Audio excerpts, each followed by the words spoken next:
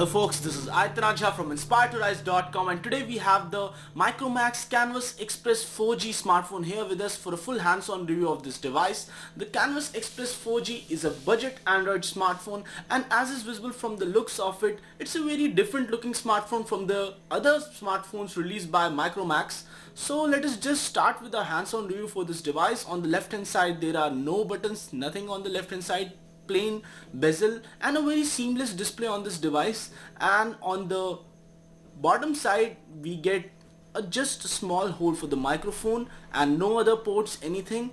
And on the right hand side you get the volume rocker as well as the power button, as well as a small opening type of slot to open up the back of the device. And apart from that, on the top of the smartphone you get the 3.5mm jack on the left hand side, and on the right hand side a little bit the micro USB port.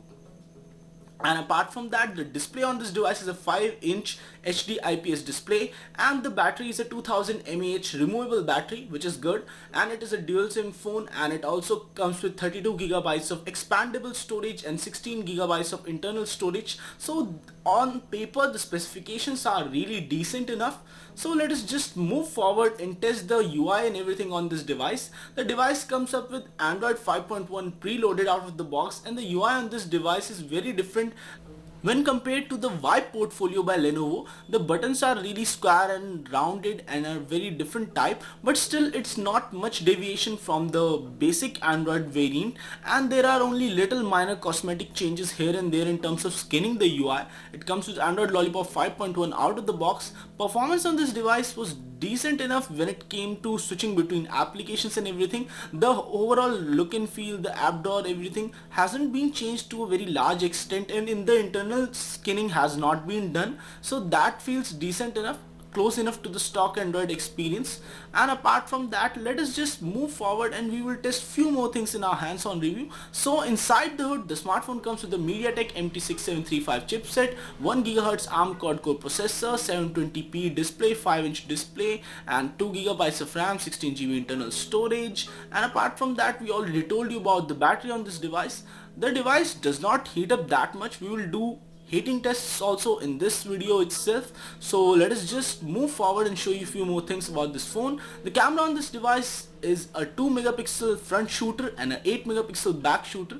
The front shooter does not have autofocus, but the back shooter has the autofocus, and you get different modes like face beauty mode, apart from that panorama mode, a lot of different modes, HDR mode, and few more stuff like that. But still the camera quality was not that great when compared to a lot of smartphones out there.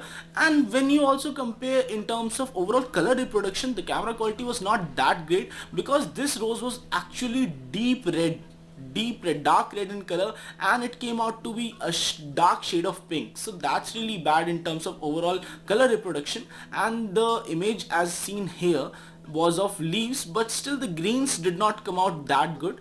But in terms of clarity, some of the images were really great, and even the subjects which were far from focus came out pretty clear. But still it's a very subjective thing. In terms of overall color reproduction, some people may like the pop in those colors, some people might not like the pop in those colors. And the front camera wasn't that great because of the fact that it's a 2-megapixel camera and does not perform that much. So it's just a basic camera, the front camera. And the back camera, when HDR mode is enabled, does feel a little bit okay, but still when you just zoom out a little bit more, you can find grainy details here and there. So that's one of the cons about this camera. So now we will move forward and we will test few more things about this device in detail. So let us just test the Antutu benchmark on this device. So we have ran this benchmark right now, and we are just waiting for the final thing to load up.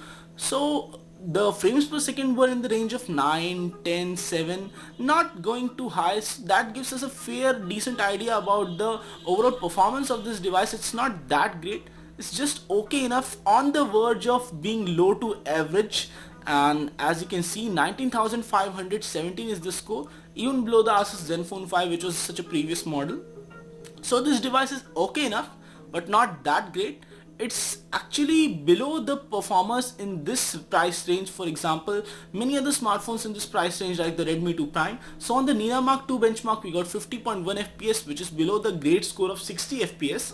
And on the Quadrant standard benchmark Let us just see what is the final score. We got a score of 7528, which was not that great because of the fact that we know that the decent scores start at 20,000 or something like that.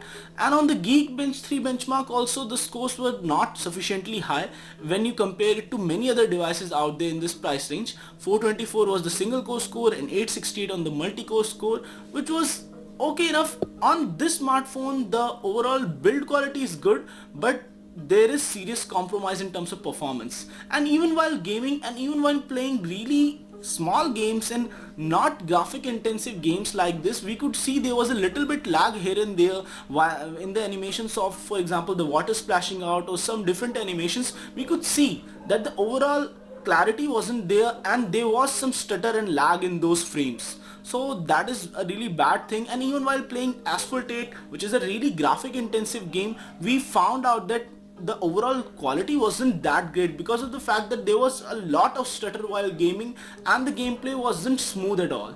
As you can see, the gameplay wasn't smooth at all. It was just going on and it barely felt like that we were controlling the car. So that's one of the bad things about the smartphone. Apart from that, when we compared the temperature while playing the games, we found out it reached a maximum 37 degrees Celsius just above the CPU, and on other parts it didn't reach that much heights. Now testing a 4K HD video on this smartphone. So while playing the 4K HD video, we found out that the audio did go away at many points. So we were just trying to push this device to a maximum limit while playing the 4K HD video. So on these points the audio does come up, but on many other points the audio just vanishes away. So guys, let us just move forward and we will test few more things about this device. So while after playing the 4K HD video, as you can see, the temperature did not rise up that much, maximum to maximum 32-36 degrees Celsius, but not above that, so it's decent enough. When we tried to test the USB OTG support on this device, we found out that though there was an option to mount the USB storage in the menu and in the settings, but it did not support any of the USB OTG pen drives. Even while using the hardware peripheral that we had or hardware peripheral others had, it did not work up quite good. And audio playback on this device, let us just test that now. Maximum volume was decent. You can hear it in good other sound conditions also, and the back is not entirely flat, so the sound won't get really muffled up when you keep it on a flat surface.